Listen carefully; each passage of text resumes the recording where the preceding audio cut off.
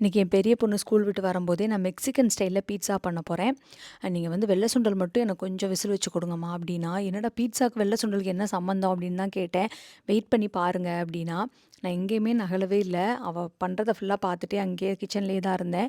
அப்புறம் இதோட க்ரஸ்ட் வந்துட்டு வேறு மாதிரி பண்ணணும், எனக்கு பண்ணுறதுக்கெலாம் டைம் இல்லை, அதனால் அப்பா மட்டும் வாங்கிட்டு வர சொல்லுங்கள் அப்படின்னா, அவங்க வந்து வாங்குறதுக்காக போயிட்டாங்க.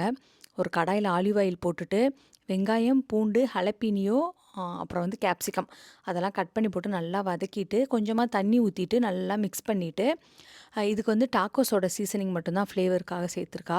அதையும் போட்டு நல்லா மிக்ஸ் பண்ணிவிட்டு, கொஞ்சமாக வந்து பீட்சா சாஸ் அதையும் போட்டு நல்லா மிக்ஸ் பண்ணியாச்சு. இந்த சைடு வந்துட்டு உங்களுக்கு வெள்ளை சுண்டலையும் சால்சாவையும் நல்லா அரைச்சிட்டு, அதையும் இதில் போட்டு நல்லா மிக்ஸ் பண்ணி எல்லாமே நல்லா கலந்து வந்துருச்சு. அதுக்கப்புறம் இந்த க்ரஸ்ட் மேலே ரெடி பண்ண இதை ஃபுல்லாக மசாலாவை நல்லா மேலே போட்டுட்டு, அது மேலே பீட்சா சாஸ் போட்டுட்டு, அதுக்கப்புறம் ஒரு 2 டைப் ஆஃப் சீஸ் போட்டுட்டு அவனில் 10 நிமிஷம் பேக் பண்ண வச்சுட்டா. கரெக்டாக இவ வெளியே எடுக்கிறா, என் சின்ன பொண்ணு வந்து ஸ்கூல்லேருந்து வர்றா. 2ம் ஒரே டயத்தில் நடந்தது. பாப்பா உள்ளே வரும்போதே கண்டுபிடிச்சிட்டா. அம்மா அக்கா பீட்சா தானே பண்ணுறா, சூப்பர் வாசமாக இருக்குது அப்படின்ட்டு. அப்புறம் அக்காவும் தங்கச்சியும் சேர்ந்து தான் இதை வந்து சாப்பிட்டாங்க. நாளைக்கு பார்க்கலாம். தேங்க்யூ. பாய்.